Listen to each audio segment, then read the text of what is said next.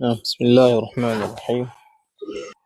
الحمد لله رب العالمين، ثم الصلاة والسلام الأتمان الأكملان على البشير النذير نبينا محمد صلى الله عليه وعلى آله وأصحابه وسلم تسليما كثيرا، وبعد. لدينا رسالة في الدماء الطبيعية للنساء بقلم فضيلة الشيخ العلامة محمد بن صالح العثيمين رحمه الله تعالى رحمة واسعة. آخر مرة ya mwisho tuliishia kwenye kuelezea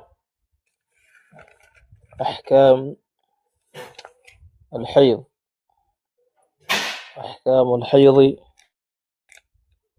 na tulichukua hukumu ya kwanza ya swala, lakini pia tukawa tumechukua na hukumu ya pili tulishia kwenye hukumu ya kwanza tu swala, na nadhani hatukufika huko kwenye funga tulifika kwenye funga, tulifika na kwa tulisoma hizo hukumu mbili, hukumu ya kwanza fi salati na hukumu ya pili fi sawmi, katika funga. Na nadhani ni mambo ambayo yamefahamika. Kwa hiyo leo insha Allahu al-Karim tutaanza Umaqira. Unasema tunaanzia wapi?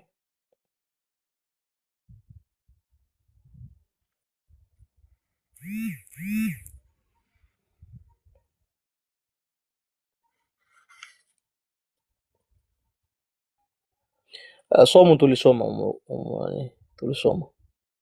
tulimaliza mpaka tukasoma hadithi ya mwisho ya Mtume sallallahu alaihi wasallam, kana an-nabiy sallallahu alaihi wasallam yusbihu junuban min jima'in ghairi ihtilamin thumma yasumu fi Ramadan. Kwa hiyo fasli ya funga hukumu ya funga nayo tulisoma. طيب، بسم الله الرحمن الرحيم. قال الشيخ رحمه الله تعالى: الحكم الثالث الطواف بالبيت. حكم ya tatu ni kutufu katika nyumba tukufu ya Al-Kaaba. Anasema fayahrumu alaiha, ni haram juu ya mwanamke ambaye yuko na hedhi, at-tawafu bilbait, kufanya tawaf, kutufu katika Al-Kaaba, fardhuhu wa nafluhu, tawafu ya faradhi na ile tawafu ya sunna. Wala yasihu minha, na wala haitosihi tawafu kutoka kwa mwanamke ambaye ana hedhi.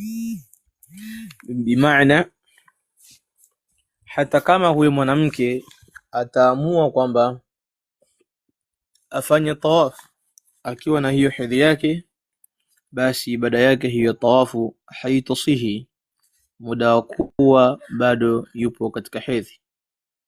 Liqauli nabii sallallahu alayhi wasallam, kwa kauli yake Mtume sallallahu alayhi wasallam, li Aisha, kumwambia mama Aisha, lamma halat, wakati mama Aisha alipopatana hedhi, wakati yupo katika vitendo vya haji, akamwambia if'ali, fanya ma yaf'alu al-hajju, yale yote anayoyafanya mtu aliyehirimia hija, ghaira alla tatufi bilbaiti, isipokuwa tu usitufu katika nyumba tukufu, ni katika al-Kaaba, usitufu katika nyumba tukufu, hatta tatuhuri, mpaka utaharike, mpaka utaharike. Kwa ikawa ni dalili ya wazi kwamba mwanamke akiwa katika hedhi si halali kwake yeye kwenda kufanya tawafu yoyote, imma iwe ni tawafu al-qudum, imma iwe ni tawafu al-ifadha, imma iwe ni tawafu al-wada'. Haitaruhusiwa kwake yeye kufanya tawafu ya aina yoyote muda wa kuwa yupo katika hedhi.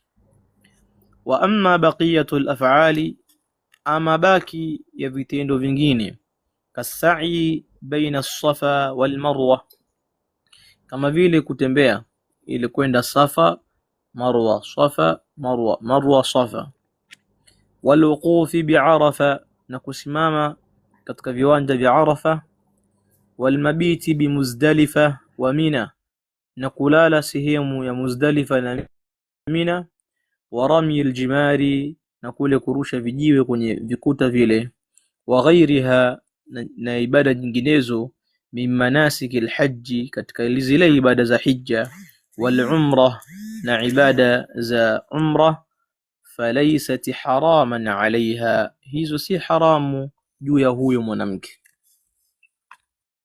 Wa ala hadha, na kwa hili, falau tafat al-untha, lau atafanya tawafu mwanamke, wa hiya tahirun, na hali yeye akiwa yupo katika tahara, thumma kharaja al-hayd, kisha ikatoka hedhi, baada at-tawafi mubasharatan, baada tu ya kumaliza tawafu mubashara, au fi athna'i as-sa'i, au hedhi ikamtoka wakati anafanya ile ibada ya sa'i kwenda Safa na Marwa, fala haraja fi dhalika, hakuna tatizo kwake katika hilo.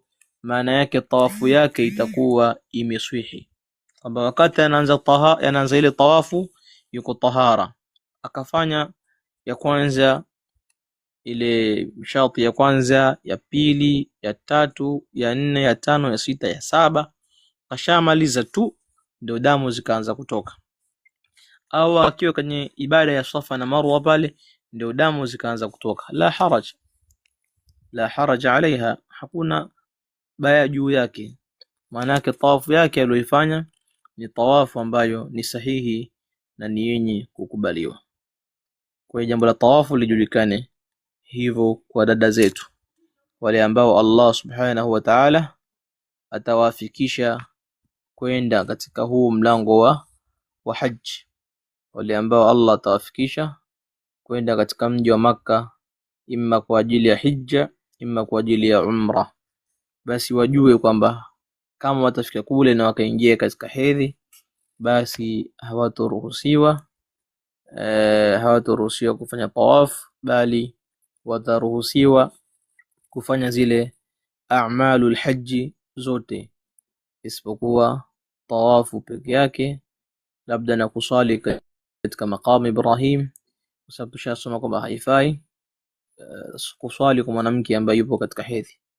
Kwa yule ambaye mwanamke yokusudia pia kwenda hija, anaweza akatuona sisi tukampeleka. Tayib, الحكم الرابع، حكم ينه، الحكم الرابع حكم ينه، سقوط طواف الوداع، kuondoka kwa mwanamke mwenye hedhi tawafi alwada'i, ile tawafu ya kuaga. Suqutu tawafi alwada'i anha, kuondoka ama kudondoka ile tawafu ya kuaga kutoka kwa mwanamke ambaye yupo katika hedhi. Tawafu alwada' ni ile baada ya mahujaji washamaliza ibada ya hija, wanakusudia kurudi katika nchi zao, kwa hiyo wanaenda kufanya tawafu kwa ajili ya kuaga pale, kisha baadaye ndio wanatakiwa waondoke. Sasa Sheikh anasema fa idha akmalatil untha, pindi atakapomaliza mwanamke manasik alhajj, zile ibada za hija, wal umra, na ibada za umra. Thumma hadati, kisha akapata na hedhi, qabla al-khuruji ila baladiha, qabla ya kutoka Makka pale kuelekea katika mji wake. Wastamarra biha al-hayd, na ikaendelea kwake yeye hedhi, ila khurujiha, mpaka ule wakati wake ambao anatakiwa atoke Makka kurudi kwao. Fa innaha takhruju bila wada'i, basi mwanamke huyo atatoka hapo Makka basi na kwenda kufanya ile tawafu alwada', tawafu ya kuaga.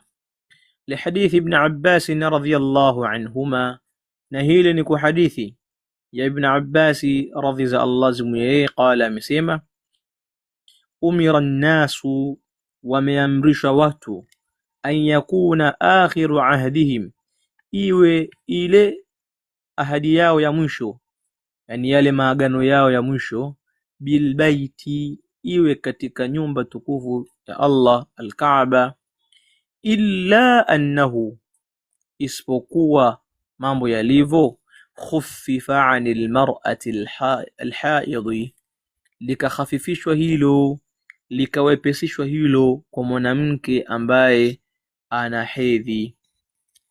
Manake mwanaume yoyote akiwa shamaliza zile manasik al-hajj, zile ibada za hija, basi inampasa yeye kwenda kufanya tawafu ya kuaga pale katika al-Kaaba, kisha baada hapo ndio anaruhusiwa sasa kwamba hayarudi ulikotoka.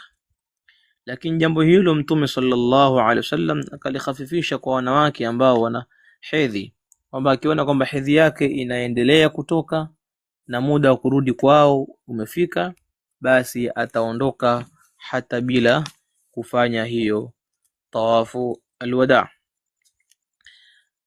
Anasema Sheikh, wala yustahabbu lilhaidhi, na wala haipendezi, si mustahabbu kwa mwanamke mwenye hedhi, inda alwada'i, wakati ule wa kuaga, an ta'tiya ila babi almasjid alharami, kwenda mpaka katika mlango wa msikiti mtukufu, watad'u, aombe. Yani kuna baadhi ya watu wale ambao wanaenda kule haji, basi wakati mwingine huwa nawaambia wanawake kwamba kama kuna mtu ashayekwenda hija hapa, itakuwa experience hiyo anayo, akaambia wale wanawake kwamba bwana, wale wanawake ambao wapo katika hedhi basi wafike mpaka katika mlango wa msikiti mtukufu pale, wakifika waombe, baada ya hapo waondoke, kwa sababu wao hawafanyi ile tawafu alwada. Kwa badala yake wanaambia wafike mpaka katika mlango wa msikiti mtukufu pale, waombe dua alafu waondoke.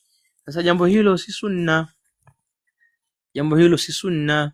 Mtume sallallahu alaihi wasallam hajawahi kumwamrisha mwanamke yote kwamba ikifika wakati aombe dua basi afike mpaka katika ule mlango wa msikiti mtukufu. Lianna dhalika, kwa sababu jambo hilo, lam yarid an nabiy sallallahu alayhi wasallam, halijapokelewa kutoka kwa Mtume sallallahu alayhi wasallam.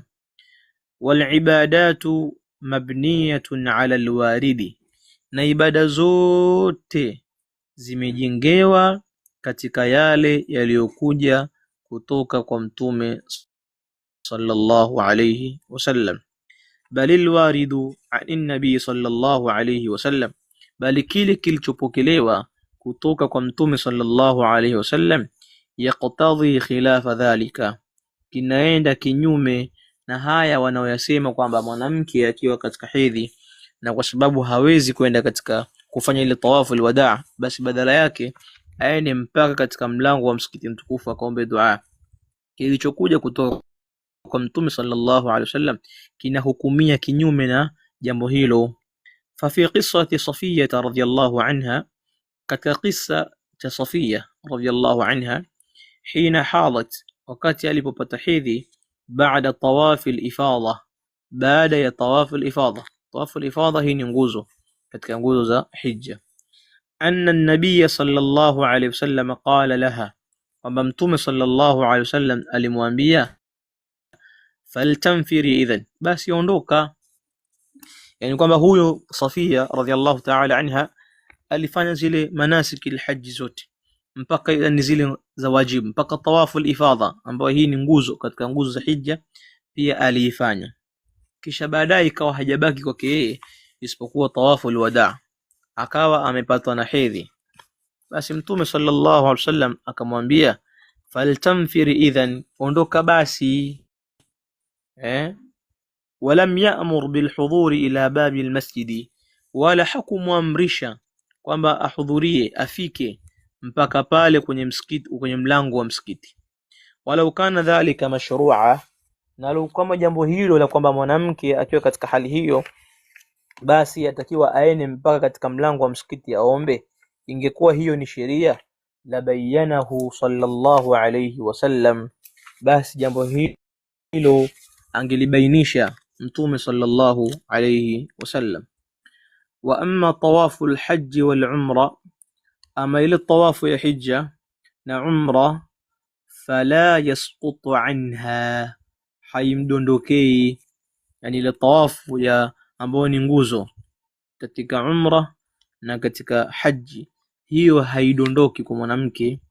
Bal tatufu idha tahurat, bali tatakiwa asubili atufu pale atakapotaharika.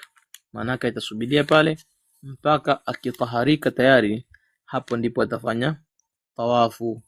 Lakini haiwezi katimia hija yake ama umra yake bila kufanya ile tawafu ya nguzo, inaitwa tawafu alhajj wal umra. Hilo nadhani limeeleweka kwa wale ambao wanakusudia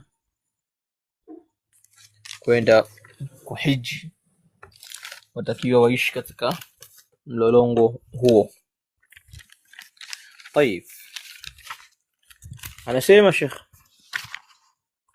الحكم الخامس, حكم ya tano. الحكم الخامس, حكم ya tano. Almakthu fil masjidi, kukaa msikitini. Almukthu fil masjidi, almukthu fil masjidi, kukaa msikitini. Anasema fayahrumu, anaharamishwa, ala alhaidhi, juu ya mwanamke mwenye hedhi, an tamkutha fil masjidi, kukaa msikitini. Kukaa msikitini, hatta musalla al-eid, mpaka anakatazwa mwanamke mwenye hedhi kukaa katika mswala wa Eid. Yahrumu alaiha an tamkutha fihi hatta musalla al-eid, mpaka ule mswala wa Eid. Yahrumu alaiha, panaharamishwa juu ya mwanamke mwenye hedhi, an tamkutha fihi, kukaa katika mswala huo. Lihadithi ummi Atiyata, wa hadithi ya ummi Atiya radhiyallahu anha, annaha, ya kwamba ummi Atiya, sami'at an-nabiy sallallahu alayhi wasallam yaqulu, alimsikia Mtume sallallahu alayhi wasallam akisema, yakhruju al-awatiqu, wanatoka kwenda kwenye mswala wa Eid, al-awatiqu, vigori, wa dhawatul khuduri, na wale wali, yani wale ambao wamewekwa ndani wale, wal huyadhu, na wanawake ambao wenye hedhi. Wafihi, na katika hadithi hiyo kuna maneno ya'tazilu al-huyadhu al-musalla, watajitenga wale wenye hedhi na sehemu ile ya kuswalia watu. Kwa hiyo Sheikh rahimahullahu ta'ala, Sheikh Muhammad ibn Salih al-Uthaymeen, yeye ameenda na msimamo wa kwamba mwanamke akiwa katika hedhi haifai kwake yeye kukaa msikitini, na huu ndo msimamo ambao wameenda nao takriban musalla wa Eid, yani ni ile sehemu ambayo watu wanaswalia Eid. Musalla wa Eid maana yake ni pale watu wanaposwalia Eid, kule viwanjani kule. Na jambo hili wameenda nao madhahibu al-arba'a yote, zile madhehebu nne, Ash-Shafi'iyya wal Hanabila wal Malikiyya wal Hanafiyya, kuona kwamba haifai kwa mwanamke ambaye yupo katika hedhi kuingia msikitini. Na adilla wanaitumia ni hadithi hii ya Atiyya, na hadithi nyingine ambayo wanaitumia ni ile kwamba la ahillu limasjidin lihaidhin wala junub, kwamba sihalalishi mimi wa mwanamke mwenye hedhi wala msikitini wala mwenye janaba kukaa msikitini. Mtume aliposema inni la uhillu almasjida lihaidhin wala junub, mimi simhalalishi kukaa msikitini mwenye hedhi wala mwenye janaba. Na hadithi hii ni dhaif, hadithi hii wamedhoofisha wanachuoni kwamba sio halali.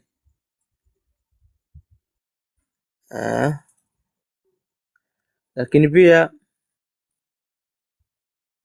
kuna wanachuoni wengine ambao wanaonelea kwamba yafaa kwa mwanamke hata akiwa katika hedhi kukaa msikitini, muda wa kuwa tu atakuwa amejihifadhi vizuri kiasi ambacho ile damu haiwezi kuanguka msikitini na ikachafua msikiti. Na hawa hoja ambazo wamezitumia, hoja ya kwanza ni kwamba al-aslu fil ashiya'i al-ibaha, asili katika mambo ni uhalali, hatta yathbuta dalilun sahihun sarihun yuharrimuha, mpaka ije dalili iliyokuwa wazi kuliharamisha jambo hilo.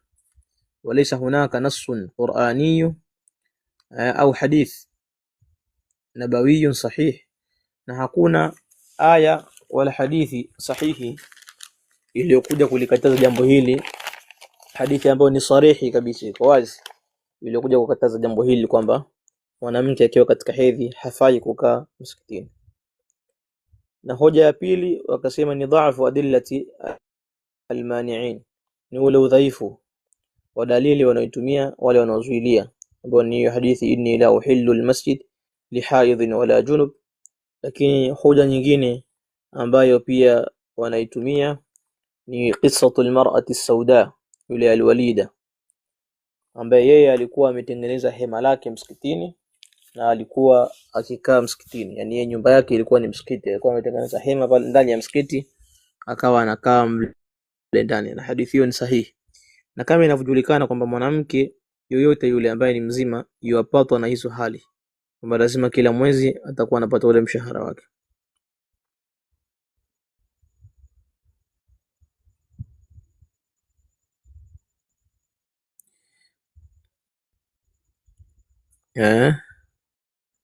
Sawa. Kwa hiyo kuna baadhi wanachuoni wao wametumia kwamba huyu mwanamke huyu as-sauda al-walida ni mwanamke manake ambaye naye pia hupatwa na hizi adamu tabiia. Lau kama ingekuwa haifai kwa mwanamke kukaa msikitini akiwa katika hali hiyo ya hedhi, basi Mtume sallallahu alaihi wasallam angalimtimua kwamba asikae msikitini, kwa sababu kuna wakati atakuwa katika hedhi, lakini Mtume hakumtimua. Kwa hiyo akawa ametumia hizo adilla. Lakini hadithi kwamba iliyomtaja janaba peke yake, na kwamba hawa wanachuoni wanaozuilia wakawa wameiunganisha, hawa wanachuoni ambao wanaonelea kwamba inafaa, wakasema adilla hiyo au kiasi hicho sio kiasi sahiha, kwa sababu janaba ni mtu tu ana hiari muda wote, anaweza akaenda akaoga na akatoka janaba ikawa imemtoka. Lakini mwanamke ambaye yupo katika hedhi hana hiari ya kusema ni amue tu niende bafuni nikaoga afu nitakuwa sina hedhi tena. Hapana, maana yake inabidi yasubirie mpaka ule wakati ambao damu itakata na atakuwa tahara ndipo akaoge. Kwa hiyo akasema kiasi ya kufananisha janaba na hedhi, kwa sababu hawa wanachuoni ambao wao wanakataza, moja hoja zao walizotumia ni kwamba kama Mtume kamkataza mwenye janaba kukaa msikitini, basi janaba ni hadath akbar na hedhi hivyo hivyo pia ni hadathun akbar. Ndipo akajibia kwamba amna, janaba ni hiari ya mtu, anaweza tu akaamua kaenda akaoga alafu harakati nyingine zikaendelea, lakini hedhi haina hiari mpaka umalize muda wake ambao umewekwa. Kwa hizo ndio adilla za wale au hoja za wale ambao wanaruhusu na wale ambao wanakataza. Kwa inshallah mtu mwenyewe yeye ataangalia mwenyewe katika hizo hoja zipi afuate. Kuna baadhi ya wanasema sisikiki kweli.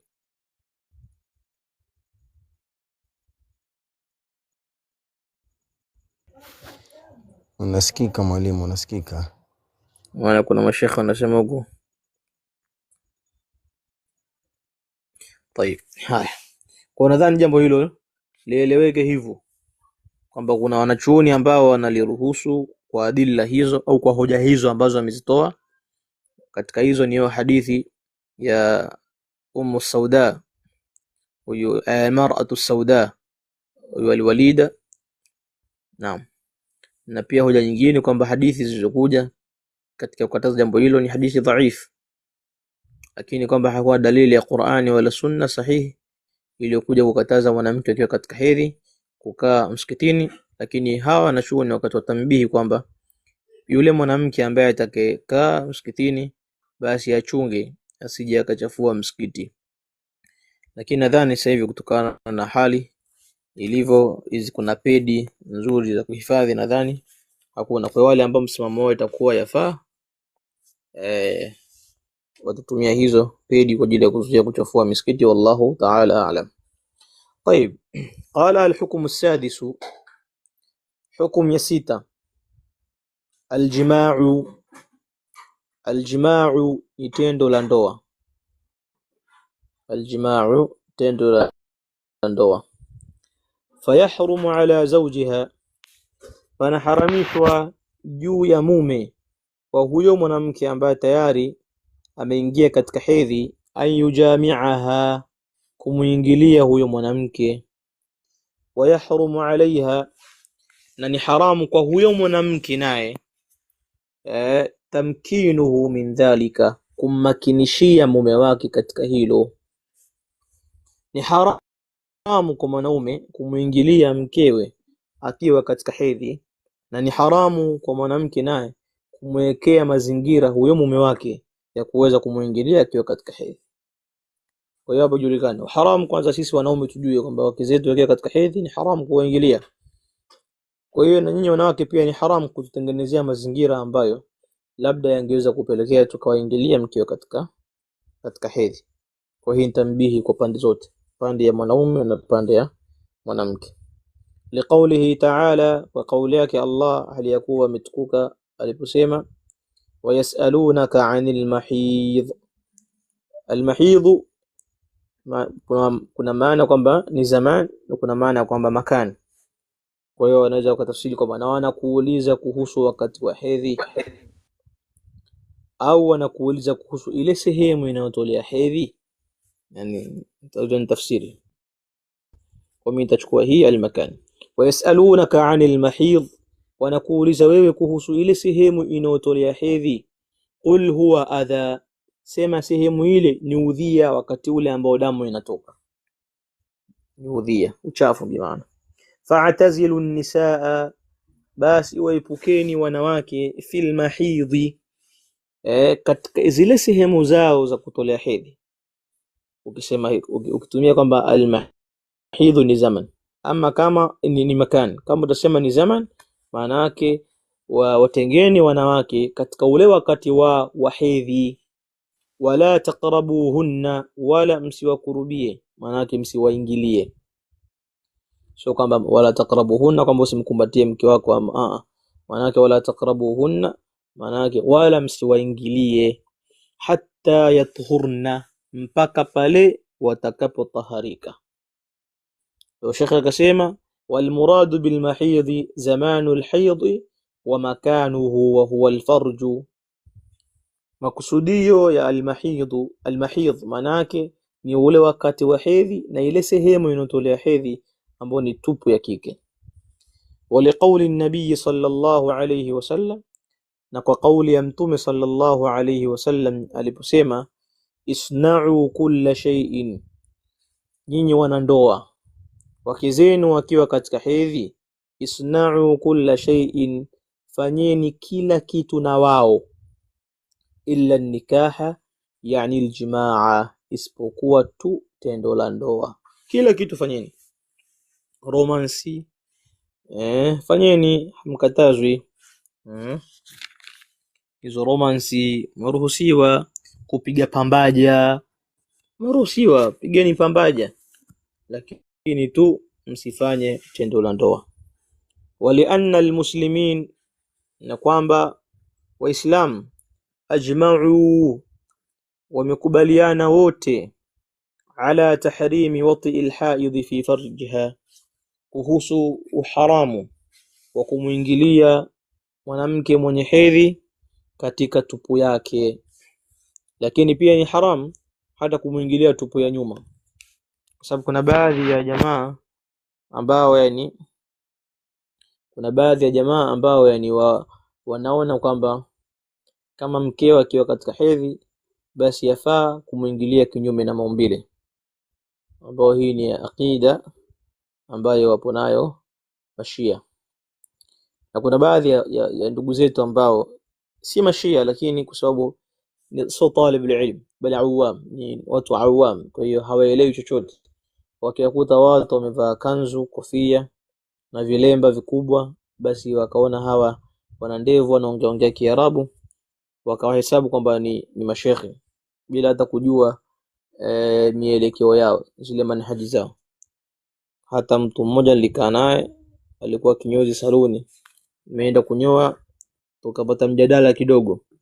Katika mazungumzo yetu akaniambia, bwana, mimi shekhe, mimi mke wangu akiingia katika siku zake, basi ninachokifanya huwa namuingilia kinyume na maumbile. Nikamuuliza kwa nini nafanya hivyo, akasema naam, nimesikia mashekhe wakisema hivyo, na shekhe mwenyewe tu nikajua tu huyo ni jalala, lakini kwa sisi Waislamu haifai kwamba mwanamke akiwa katika hedhi basi umuingilie kinyume na maumbile. Hapana. Haya, fala yahillu limri'in, si halali kwa mtu ambaye yu'minu billahi, anamuamini Allah, wal yawmil akhir, na kuamini siku ya mwisho, an yuqaddima ala hadha al-amri al-munkari, kulielekea jambo hili la munkari, jambo hili baya kabisa, alladhi, jambo ambalo dalla ala al-man'i minhu, pamejulishwa kuhusu kuzuiliwa kwake, kitabullahi ta'ala, na kitabu cha Allah mtukufu ambao ni Qur'an, wa sunnatu rasulihi sallallahu alayhi wasallam, na sunna za bwana mtume sallallahu alayhi wasallam, wa ijma'ul muslimin, na makubaliano ya Waislamu wote wanakubaliana kwamba haifai kumwingilia mwanamke akiwa katika hedhi. Na hii kwa sababu ya kwanza ni haram, lakini pia yana yale madharatu as-sihhiyya, yale madhara ya kiafya, bali kuna baadhi nasema inasababisha busha, kumpa mwanaume busha, lakini pia wanasema inapunguza nguvu za kiume. Ndio maana leo vijana wengi yani hovyo wale wamekuwa na tatizo hilo. Haya, fayakunu, na akawa huyo mwenye kufanya hivyo, mimman shaqa Allah wa rasula, ni katika wale wenye kumwasi Allah na mtume wake, wattaba ghayra sabili lilmu'minin, na atakayefanya hivyo kumwingilia mkewe akiwa katika hedhi atakuwa amefuata njia isiyokuwa ya waumini.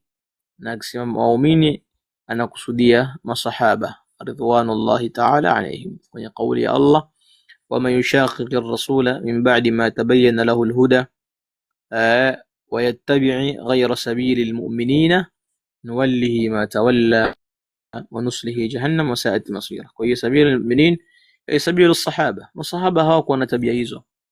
Qala fi al-majmu' sharh al-muhadhab, nasema katika majmu'i ya sharh al-muhadhab ya Imam an-Nawawi rahimahullahu ta'ala, juzu ya pili safha hiyo 374, anasema Imam an-Nawawi rahimahullahu ta'ala, qala ash-Shafi'i rahimahullahu ta'ala, amesema Imam ash-Shafi'i Muhammad ibn Idris ash-Shafi'i rahimahullahu ta'ala, man fa'ala dhalika, yoyote yule atakayelifanya hilo,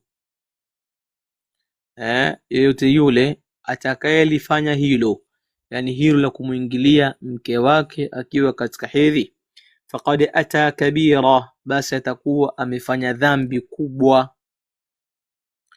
Qala ashabuna wa ghayruhum, wamesema jamaa zetu na wengineo, ndio wamesema ash-shafi'in, mashafi na wengineo, man istahalla wata al-haydhi, yoyote yule mwenye kuhalalisha kumuingilia mwanamke mwenye hedhi, hukima bikufrihi, ni mwenye kuhukumiwa kwa ukafiri wake.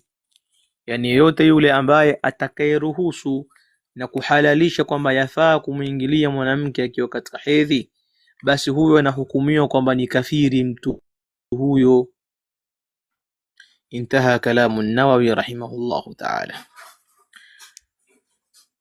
Kwa hiyo kuna tofauti, kuna mtu anafanya ni mtu kamuingilia mkewe akiwa katika hedhi, huyo atakuwa amefanya dhambi katika madhambi makubwa, ni kabira min al-kabair. Lakini kuna mwingine yuhalalisha kabisa kwamba yafaa mtu kumuingilia mwanamke hata akiwa katika hedhi, ama huyo anakuwa ni kafir.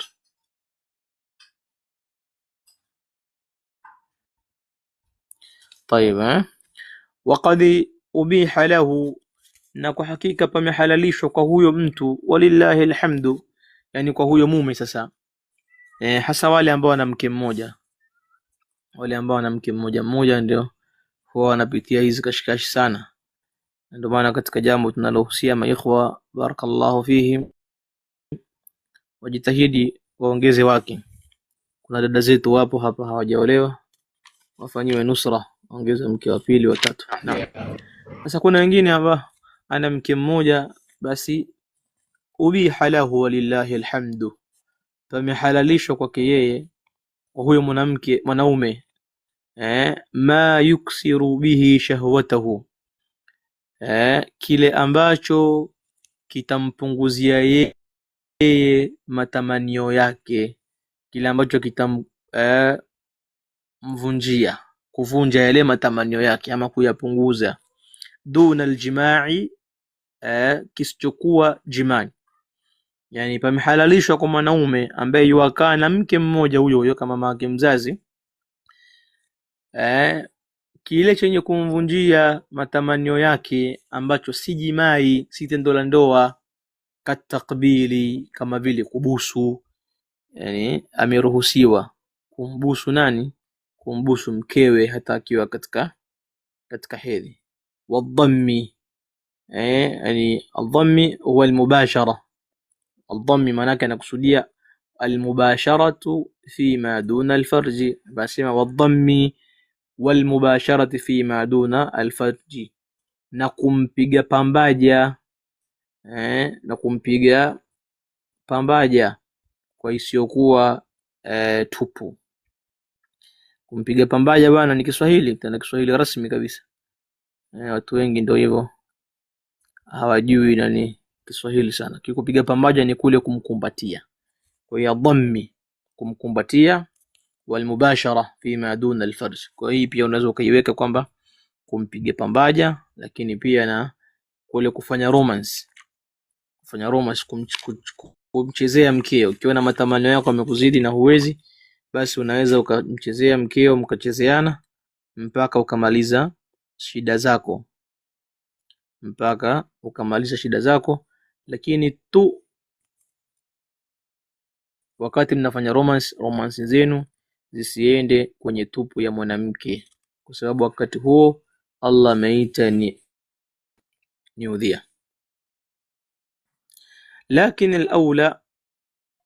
Lakini pia kilichokuwa bora, alla yubashira, asimpige pambaja, fima baina surra warukba, katika kile kilicho baina ya kitovu na magoti, yani kuanzia chini ya kitovu hapa mpaka magoti, kwamba huko asiguse, kwa sababu wakati mwingine kunaweza kupandisha hisia kwa mwanaume, kunaweza kumpandishia madadi na kadha, mwisho akashindwa kujizuilia na akakuta amemwingilia mwanamke. maana jambo hili kuna baadhi ya watu huingia katika jambo hili katika mazingira kama hayo, kwamba tayari ashaanza kumchezea mkewe kuanzia hapa kwenye chini ya kitovu, mara kapanda, wala hivyo ghafla tayari hali imempanda, wakasema tutatubu. Sawa, inshallah tutatubia kwa Allah. Kwa hiyo hayo madadi hayo nadhani ni watu kujitahidi kujizuia. Kwa hiyo ni mtu kucheza na kuanzia hapa kwenye kifua kupanda juu. Wewe chezea kwenye kifua. Wataalamu wanasema hapa kwenye kifua kuna dawa ya kansa. Kwa hiyo wewe jitibu na kansa hapo na mdomoni pia, basi inatosha. Na mke wako naye atajua namna gani ya kufanya katika kuchezea mpaka kupunguza hayo matamanio yako.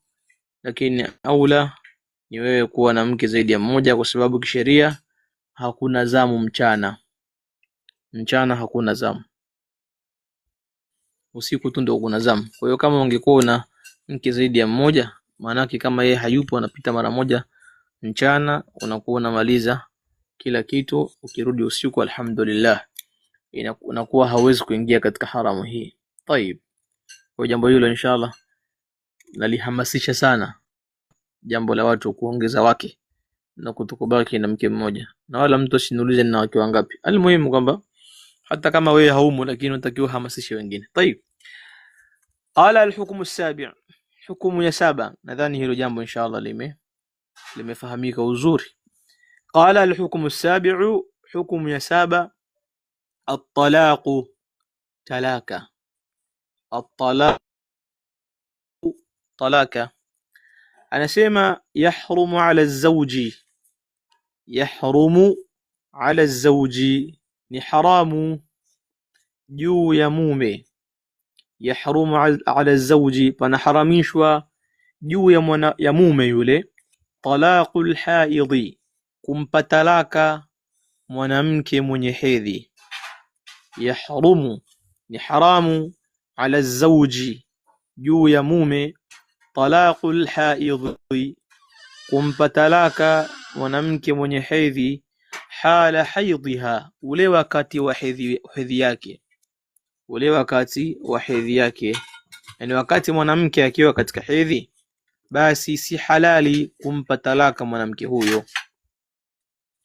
Liqaulihi ta'ala, wa qawli yake Allah aliyakuwa ametukuka aliposema, ya ayuha nabiyyu, ewe nabii, idha talaqtum nisaa, pindi mtakapowapa talaka wanawake, fatalliquhunna, basi wapeni talaka hawa wanawake, liiddatihinna, katika hali ambayo watakuwa wapo wanaisubilia eda nyingine, yani katika hali ya eda,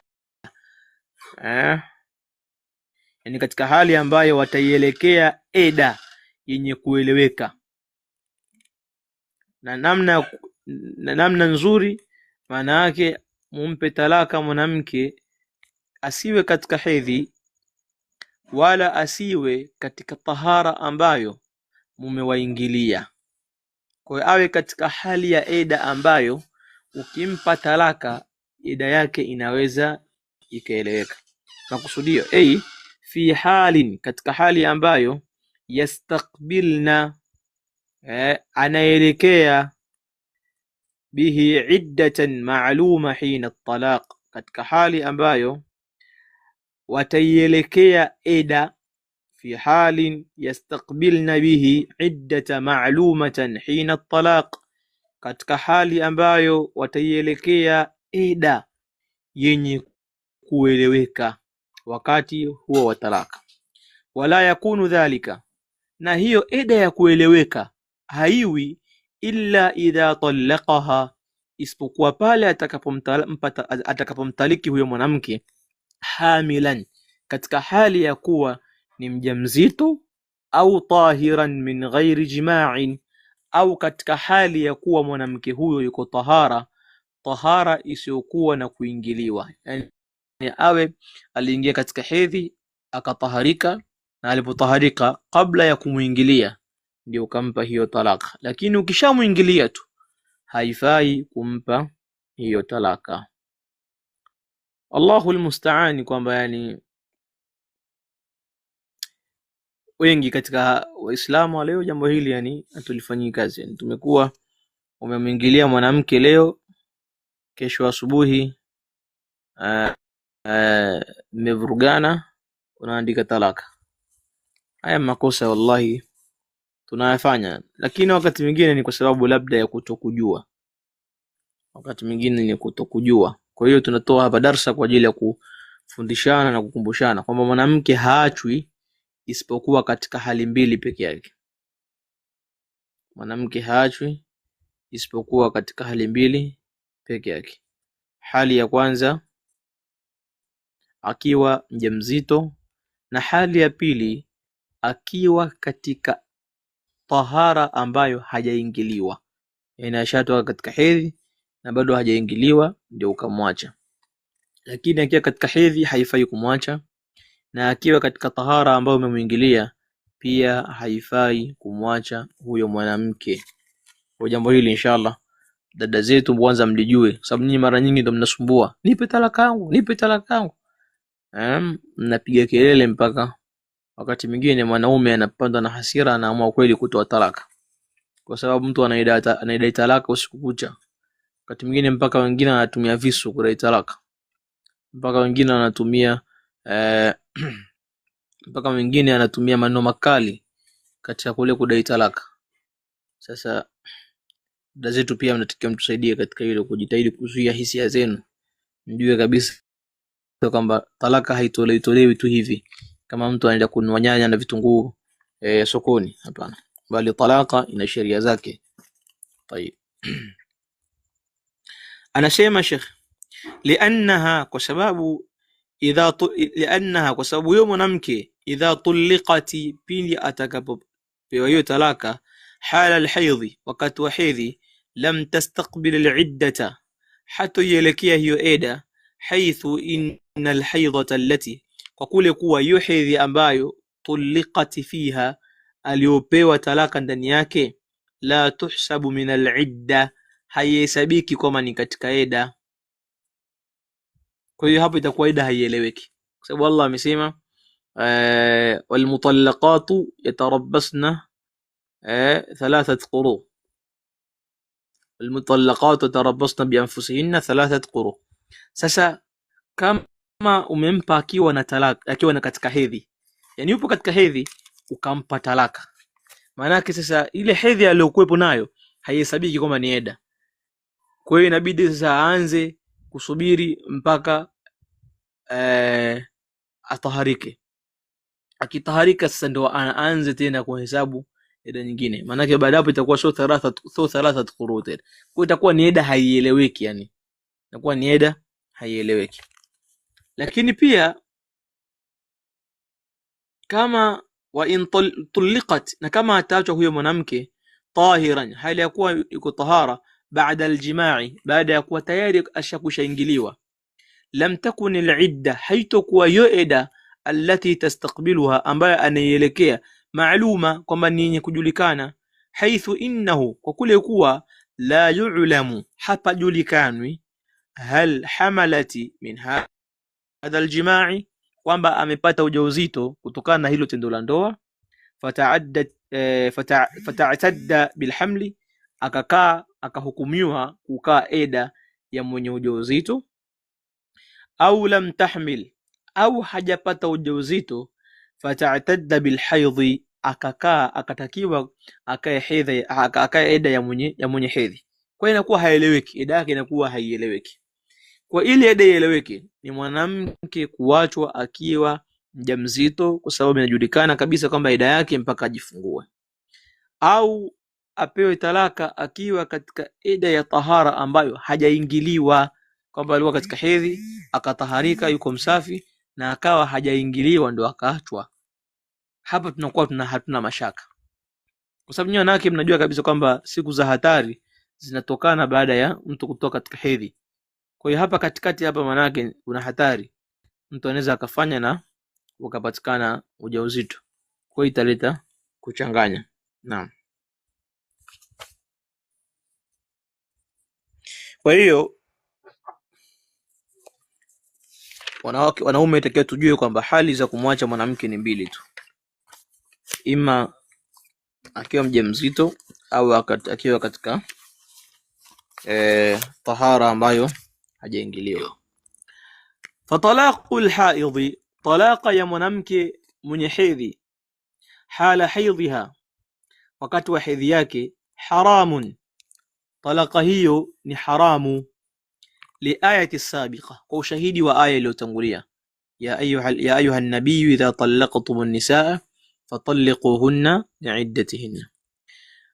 Walima thabata, na kile kilichothubutu, fi sahihaini, katika sahihi mbili, yani Bukhari na Muslim, wa ghairihima, na zisizokuwa sahihi mbili, min hadithi ibn Umar, kutokana hadithi ibn Umar, Abdullah ibn Umar ibn al-Khattab radiyallahu anhuma, annahu, yakama Abdullah ibn Umar, talaqa imra'atahu, alimpa talaka mke wake, wa hiya haidun, na huyo mwanamke hali akiwa katika hedhi, fa akhbara Umar, akampa habari babake, fa akhbara Umar bidhalika an-nabiy sallallahu alayhi wasallam, akampa habari Umar mtume sallallahu alayhi wasallam, yani Umar akampa habari mtume sallallahu alayhi wasallam kwamba kijana wangu amempa talaka mke wake hali ya kuwa mke wake huyo akiwa katika hedhi.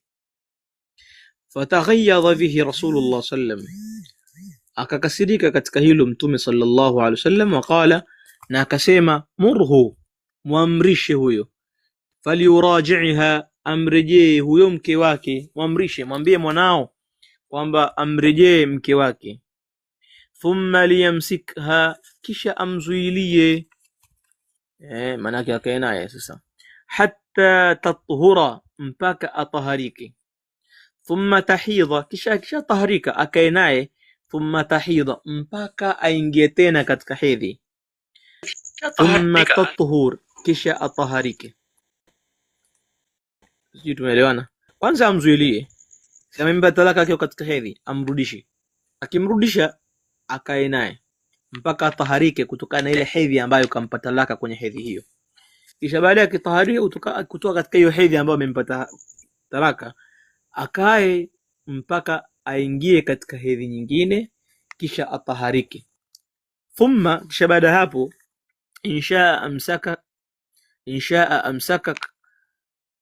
amsakaka ba'du, akitaka atamzuilia baada hiyo tahara, wa inshaa talaqa, na akitaka atamwacha, qabla an yamassa, qabla ya kumuingilia.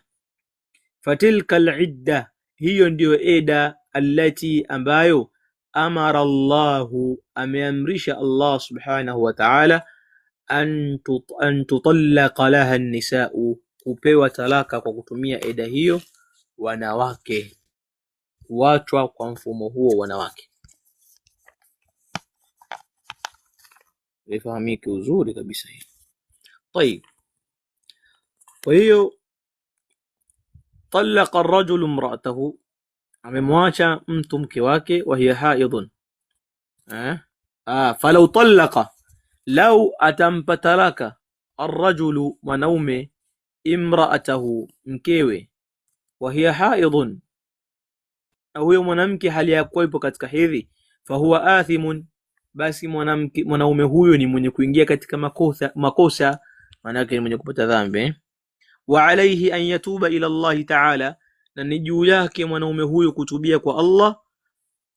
Wa an yarudda almar'ata ila ismatihi, na anatakiwa amrudishe mwanamke katika himaya yake, liyutalliqaha, ili kumpa talaka tena, talaqan shar'iyya, talaka ya kisheria, muwafiqan li amri Allahi wa rasulih, talaka yenye kuwafikiana na amri ya Allah na amri ya mtume wake Mtume Muhammadin sallallahu alaihi wasallam. Fayatrukaha ba'da raddiha, sasa akishamrudisha huyo mwanamke atakiwa amwache baada ya kumrudisha, hatta tathura, mpaka taharike, min alhaidati, kutoka kwenye ile hedhi, allati, ambayo, talaqaha fiha, aliyompa talaka ndani yake. Thumma tahidha marratan ukhra, kisha apate hedhi mara nyingine. Thumma idha tahurat, kisha atakapotaharika. Fa inshaa abqaha, akitaka atambakisha. Wa inshaa talaqaha, na akitaka atamwacha. Qabla an yujami'aha, qabla ya kumuingilia. Wa yustathna min tahrimi at-talaqa fi al-hayd thalatha masail, na huvuliwa uharamu wa kumpa talaka katika hedhi mwanamke mambo matatu, kwamba haya mambo matatu haya yakitokea basi yafaa yafaa kwa huyo mwanaume kumpa talaka mke wake hata akiwa katika hedhi.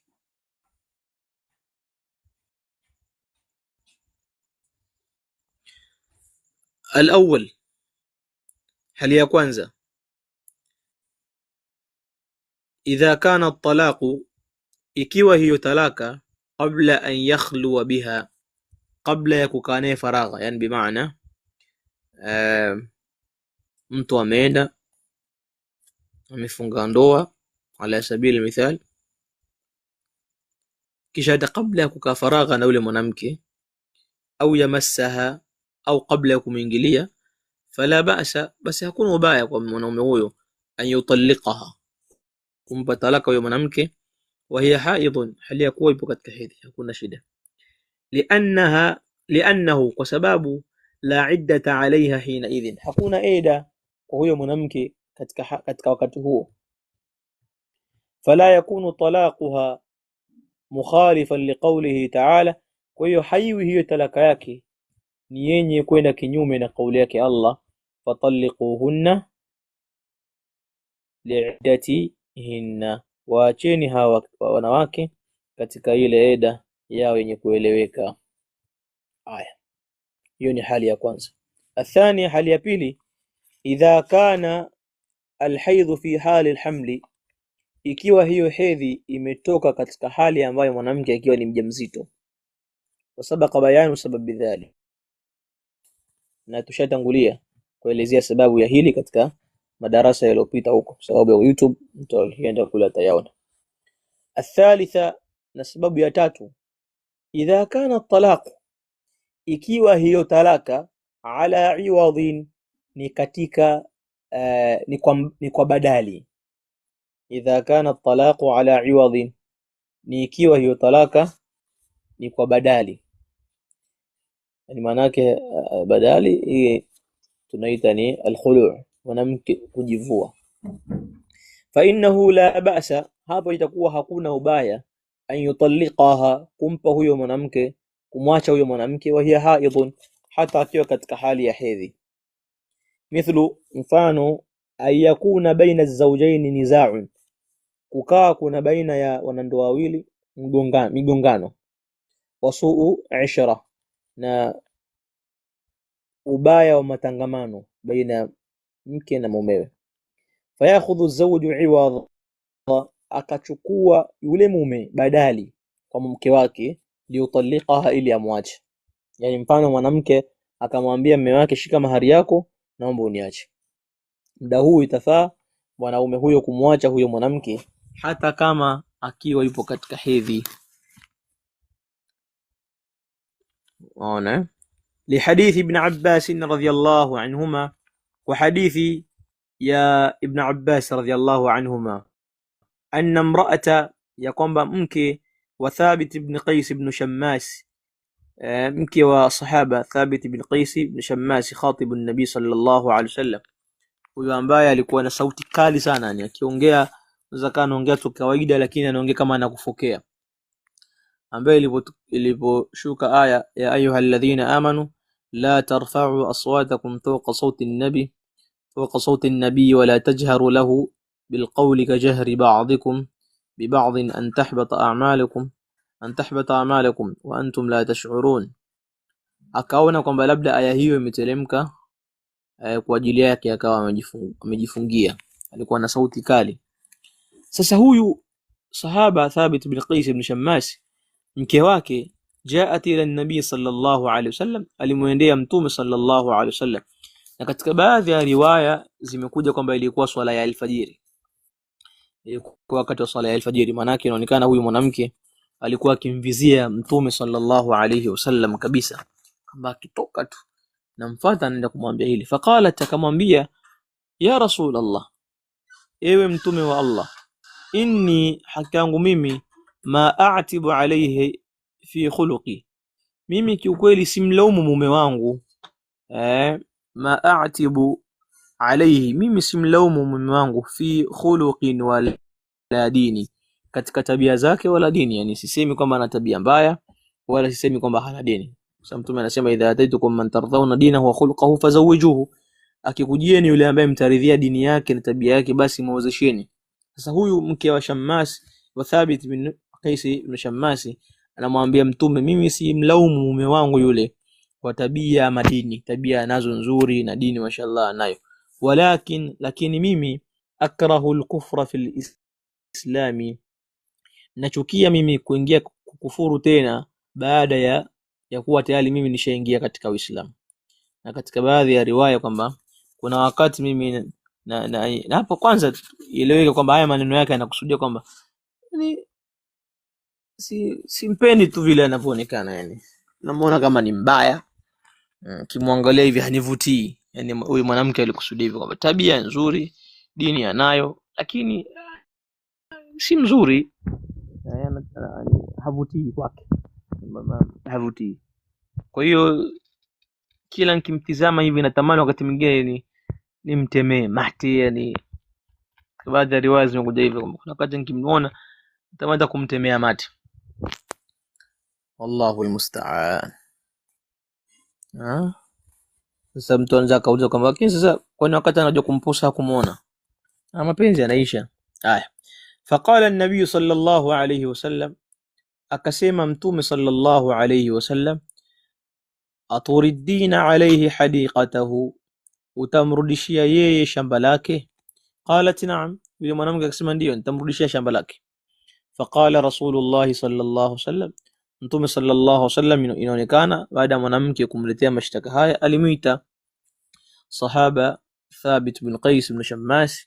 Baada hapo akamwambia iqbil alhadiqa, kubali shamba lako, watalliqiha tatliqatan, na mpe talaka na umwache kumwacha. Maana yake talliqaha talaqatan wahida, mpe talaka moja, mpe talaka mara moja. Talliqaha tatliqatan ay maratan wahida, mpe mara moja. ولم يسأل النبي صلى الله عليه وسلم، na wala hakumuuliza Mtume sallallahu alaihi wasallam, hal kanat haidha, je alikuwa yupo katika hedhi, au tahira, au alikuwa katika tahara. Walianna hadha talaq, sababu talaka hii, iftida'u min almar'a, ni kujivua au kununua uhuru mwanamke mwenyewe, an nafsiha. Iftida'u min almar'ati an nafsiha, ni mwanamke mwenyewe kujinunua au kujinunulia uhuru wake, kujitolea fidia kwa nafsi yake. Fajaza inda alhajati ilayhi, pakafaa kwa mahitajio ya jambo hilo.